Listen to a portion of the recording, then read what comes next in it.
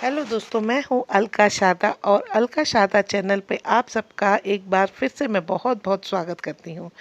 दोस्तों, आज मैं बहुत ही प्यारा टॉपिक लेके आई हूँ कि जनरली क्या होता है कि हम अपने घर के मंदिर में बहुत मन से पूजा पाठ करते हैं, बहुत आस्था रखते हैं, लेकिन कभी कभी हम कुछ थोड़ी सी गलती कर देते हैं जिसके कारण हमें हमारे घर में मुसीबत समस्याएं आ जाती हैं, आर्थिक तंगी हो जाती है और बहुत सी ऐसी समस्या हो जाती हैं जो हम समझ नहीं पाते कि ये किस कारण से हो रही, कि हम तो पूरे मन से पूजा पाठ कर रहे हैं लेकिन फिर भी हमारे घर में ये क्यों हो रहा है, पूजा का विपरीत फल हमें क्यों मिल रहा है।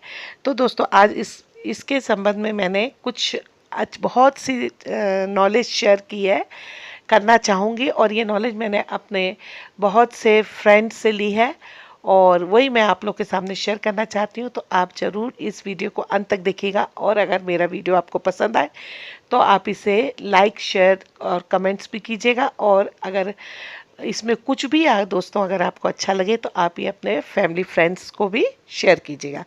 तो ज़्यादा देर न करते हुए हम अपने वीडियो को शुरू करते हैं। तो सबसे पहले मैं आपको ये बताऊंगी कि घर के मंदिर में हमें कौन कौन से भगवान रखने चाहिए। क्या होता है, हम कहीं भी घूमने जाते हैं, कोई भी तीर्थ स्थल जाते हैं तो वहाँ से भगवान उठा ले आते हैं। अब वो तो हम तो अच्छी भावना से लेके आते हैं उनको, लेकिन क्या होता है कि हमारे मंदिर में ऑलरेडी वो भगवान रखे रहते हैं।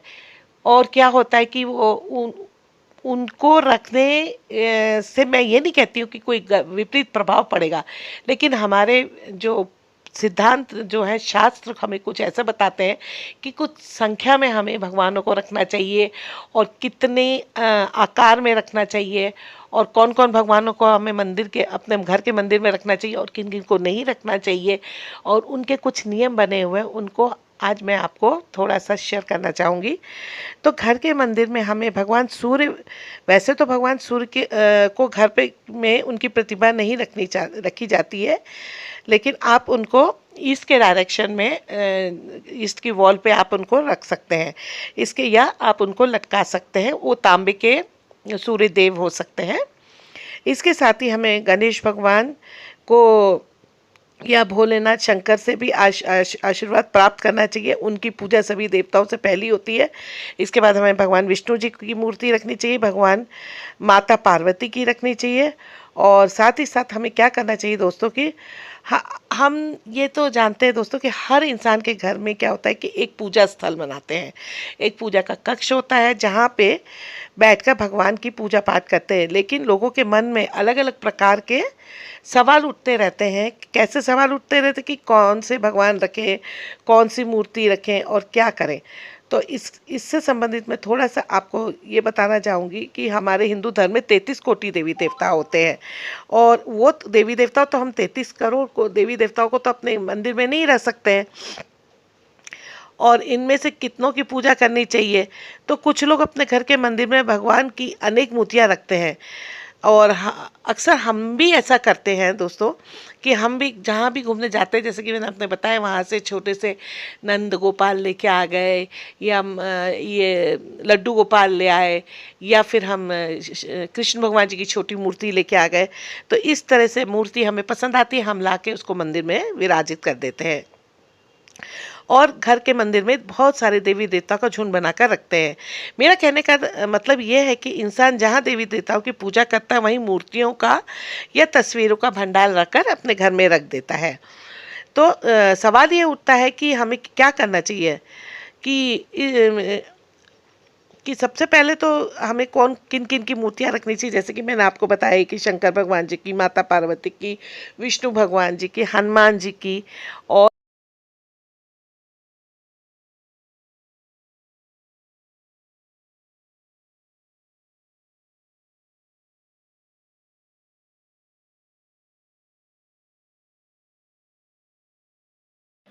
गणेश जी की, ये 5 मूर्तियाँ तो हमारे घर में होनी ही चाहिए। तो दोस्तों, मैं ये समझाना चाहती हूँ कि हमें एक प्रतिभा के, जैसे हम मंदिर में जाते हैं तो वहाँ एक मूर्ति होती है, और उस उन्हीं के ऊपर हम ध्यान लगा के अपना चित्त कंसंट्रेट करके, अपना माइंड को कंसंट्रेशन में ला के हम उनका ध्यान करके पूजा पाठ करते हैं, तो हमारा जो है मन जो होता है विचलित नहीं होता है। लेकिन इसी तरह से अगर हम एक प्रतिभा को कुछ देर ध्यान कर सकते हैं और उनसे ज़्यादा नहीं, क्योंकि जैसे ही हमारी आँख खुलेगी हम किसी दूसरी प्रतिभा की तरफ देखेंगे और हमारा ध्यान उस प्रतिभा की ओर चला जाएगा और हमारा कंसंट्रेशन जो है वो डिस्टर्ब हो जाएगा। तो दोस्तों, हम पूजा इसलिए नहीं करते कि अपना ध्यान एक भगवान से दूसरे भगवान की ओर ले जाए, बल्कि इसलिए करते हैं कि हम किसी भी देवता की आराधना सच्चे और एकाग्रचित्त मन से कर सकें। पर दोस्तों, इसका ये अर्थ भी नहीं है कि हमें अपने घर में सिर्फ एक ही देवी की पूजा या देवताओं की पूजा करनी चाहिए। मैं आपको ये बताना चाहती हूँ कि शास्त्रों में 5 देवता, जैसे कि मैंने बताया, घर के मंदिर में रखने की बहुत ही अच्छे माने जाते हैं। तो इनमें भगवान सूर्य होते हैं, गणेश भगवान जी हैं, भगवान विष्णु जी हैं, भगवान शंकर जी हैं और माता पार्वती हैं। अब ये हम आपको बताना चाहेंगे कि इनकी जो हम तस्वीर लगाएं तो हमें किस तरह से लगानी चाहिए। तो जैसे कि मैं कहूँगी आपसे कि अगर आप कैलेंडर लगा रहे हो अपने घर में किसी भी देवी देवता का, तो श्री कृष्ण की जो बाल अवस्था का कैलेंडर है उसको आप लगाइए। श्री राधा कृष्ण का युगल स्वरूप, यानी कि जिसमें राधा कृष्ण जो है वो झूले पे झूलते हुए हैं, वो कैलेंडर आप अपने बेडरूम में लगाइए। इसके साथ ही साथ राम दरबार की तस्वीर अपने घर के मंदिर में लगाइए, गणपति जी की तस्वीर लगाई हुई बैठी हुई लगाइए, माता लक्ष्मी जी की तस्वीर भी बैठी हुई लगाइए, या फिर ये ऐसी तस्वीर लगाइए जिसमें श्वेत जो हाथी हैं, गजराज हैं, वो जो हैं वो साइड में पानी की वर्षा कर रहे हैं और बीच में माता लक्ष्मी बैठी हैं और उनके हाथ से धन लक्ष्मी जो है वो आ रही हैं। इसके साथ कुबेर यंत्र भी आप लगा सकते हैं। और अब मैं दोस्तों आपको थोड़ा सा इस बात पे भी ध्यान केंद्रित करना चाहूँगी कि हमें किन भगवानों की मूर्ति जो अपने मंदिर में नहीं लगानी चाहिए, अपने घर में नहीं रखनी चाहिए। तो जैसे महाभारत की जो युद्ध की मूर्ति है उसको हमें कभी भी नहीं रखना चाहिए, शनिदेव की मूर्ति नहीं रखनी चाहिए, और नटराज जी जो है, मतलब शंकर भगवान जी जो है तांडव करते हुए रुद्र अवस्था में, उनकी मूर्ति नहीं रखनी चाहिए।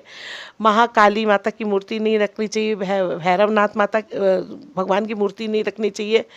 और जैसे कि मैंने आपको बताया, लक्ष्मी माता का जो खड़ा रूप है, जो जिसमें वो खड़ी हुई हैं, उनका रूप नहीं रखना चाहिए। बैठी हुई माता लक्ष्मी को, वो भी कमल पे बैठी हो या उल्लू पे बैठी हो, वो बहुत शुभ माना जाता है। राहु और केतु की मूर्ति नहीं रखनी चाहिए। और इनकी जो मूर्तियां रख रहे हैं दोस्तों, एक देवता की एक ही मूर्ति रखें, ज़्यादा मूर्ति ना रखें। अब मैं दोस्तों आपको इसके आगे मैं बताना चाहूँगी कि मैंने आपको बता दिया कि कौन कौन सी मूर्ति रखनी चाहिए, कौन सी मूर्ति मंदिर में नहीं रखनी चाहिए।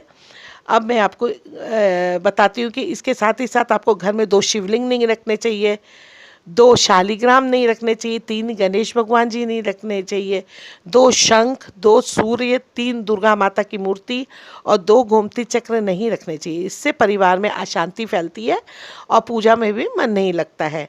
पत्थर, काष्ठ, सोना या अन्य धातुओं की मूर्ति ही घर में रखें। मूर्तियों की जगह पर देवी देवताओं के सुंदर चित्र भी रख सकते हैं आप। और इनके कुछ नियम होते हैं दोस्तों, कि हमें कुछ नियमों का घर की पूजा स्थल पर किस प्रकार होने चाहिए। तो मूर्तियाँ कैसी या कितनी होनी चाहिए, अक्सर ये सवाल उठता है, जैसे कि मैंने आपको बताया। तो मैं आपको बताना चाहूँगी कि ये मूर्तियाँ हमें किस तरह से रखनी चाहिए और इनके क्या नियम होते हैं। तो अक्सर ये हमारे मन में विचार उत्पन्न होता है कि ईश्वर का जब हम चिंतन करते हैं तो हमें बिल्कुल सरल उपाय से करना चाहिए। हम नित्य प्रति श्रद्धा भक्ति से इष्ट देव का नाम मन ही मन लेते हैं, और ऐसा भी कहा जाता है कि कलयुग केवल नाम आधारा, लेकिन विधि विधान से पूजा करने से एक अपना आनंद ही अलग होता है। अब हम आपको बताएंगे कि सनातन धर्म में पंचदेव पूजा के अलावा कुल देवी देवताओं की भी पूजा की जाती है। पंचदेव में कौन कौन आ गए, जैसे कि दोस्तों मैंने आपको सबसे पहले ही बताया था कि गणेश जी हैं, दुर्गा है, माता है, सूर्य भगवान जी है, शिव भगवान जी और विष्णु भगवान जी हैं। इनकी पूजा सभी कार्यों में सबसे पहले होती है।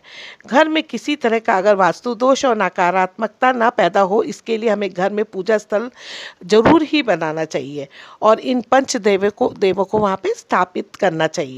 लेकिन घर में पूजा स्थल बनाने से पहले हमको सही डायरेक्शन चुनना चाहिए। तो इसके लिए उत्तर दिशा में पूजा स्थल होना चाहिए, और जो हमारा वॉशरूम है वो उससे पूजा घर या शयन कक्ष में पूजा स्थल नुकसानदायक होता है। जो हमारा वॉशरूम है उसको की दीवार और पूजा घर की दीवार को सटा होके, मतलब एक दूसरे से एक ही वॉल नहीं होनी चाहिए। कि मान लें आपके कमरे, आपने एक पूजा घर बनाया हो एक कमरे में और उसकी जो बैक साइड में आपका वॉशरूम हो, तो इस तरह से नुकसानदायक होता है। अब दोस्तों मैं आपको ये बताऊंगी, जैसे कि मैंने आपको बताया कि जो मूर्तियाँ होती हैं, वो भगवान की जो मूर्तियाँ होती हैं उनको क्या जनरली हम लोग क्या करते हैं, समय की कमी होने के कारण उनके ऊपर से गंगा जल छिड़क देते हैं, उनको डेली नहलाते नहीं हैं, उनको हफ्ते हफ्ते में नहलाते हैं। तो ये मूर्तियाँ जो होती हैं, ये एक सजावट की नहीं मूर्तियाँ। हमने अगर अपने घर में भगवान जी को जिस तरह से एक बच्चे का लालन पालन हम करते हैं कि उसको नहलाते हैं, खाना खिलाते हैं, उनकी केयर करते हैं, उसी तरह से हमें भगवान को भी अगर हमने घर में आमंत्रित किया है, उनको स्थापित किया है और उनको विराजमान किया अपने मंदिर में, तो उनका भी हमें ध्यान रखना चाहिए। तो हमें उनके प्रति क्या करना चाहिए कि नित्य प्रति साफ सफाई करके श्रद्धा भक्ति से पूजा करें। संभव हो तो 5 देवों को मौसमी फल अर्पित करें, गुड़, बताशा, शक्कर आदि का भोग लगाएं। घर में रखी मूर्तियों का जितना आदर आप करेंगे उतना ही आप प्रसन्न रहेंगे। गीता में श्री कृष्ण के एक श्लोक में ये भी कहा गया है कि जिस परमेश्वर में से संपूर्ण प्राणियों की उत्पत्ति हुई है और जिससे ये समस्त जगत व्याप्त है, मतलब बना है, उस परमेश्वर को अपनी स्वाभाविक कर्मों द्वारा पूजा करके मनुष्य परम सिद्धि को प्राप्त कर सकता है। तो हमें अपने भगवान को घर के मेंबर समझ के उनकी पूजा करना चाहिए, उनको नहलाना धुलाना चाहिए, उनको भोग लगाना चाहिए, उनके खाने का ध्यान रखना चाहिए, उनके सोने का ध्यान रखना चाहिए। तो जब हम उनको खुश रखेंगे तो वो ज़रूर हमें आशीर्वाद देंगे। कि घर में हमको अपने देवी देवताओं को कैसे मनाना चाहिए, उनको कैसे प्रसन्न रखना चाहिए। तो घर में जब हम पूजा करते हैं तो क्या होता है कि पूजा का अर्थ क्या होता है कि सकारात्मक ऊर्जा का प्रसार करना घर के अंदर। कुल देवी देवताओं को प्रसन्न करने के लिए कुल देवता की पूजा करते समय शुद्ध देसी घी का दिया जलाएं। धूप, अगरबत्ती, चंदन, कपूर तो जलाना ही चाहिए। साथ ही साथ कुल देवता को रोजाना स्नान भी करवाना चाहिए और प्रसाद स्वरूप भोग भी लगाना चाहिए। लेकिन हमें अपने कुल देवताओं की जब हम पूजा करते हैं दोस्तों, तो हमें कुछ बातों का ध्यान रखना चाहिए। तो वो थोड़ी सी बातें मैं आपको बताऊंगी, जो कि इस तरह से है कि हर परिवार के एक अपने कुल देवता होते हैं, है ना दोस्तों। तो इनकी पूजा खास मौके पे ही की जाती है। जैसे घर में विवाह होने पर दुल्हन की को कुल देवता या दूल्हे के को कुल देवता की के दर्शन कराए जाते हैं।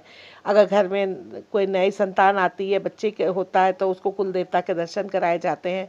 लेकिन कुछ लोग रोजाना कुल देवता की भी पूजा करते हैं। अगर आप भी कुल देवता के यहाँ दर्शन करने जा रहे हैं या उनकी रोजाना पूजा करते हैं, यानी कि आपके घर में भी कुल देवता है या देवी देवता है और आप उनकी डेली पूजा करते हैं, तो ज़रूर कुछ बातों का दोस्तों ध्यान रखिए।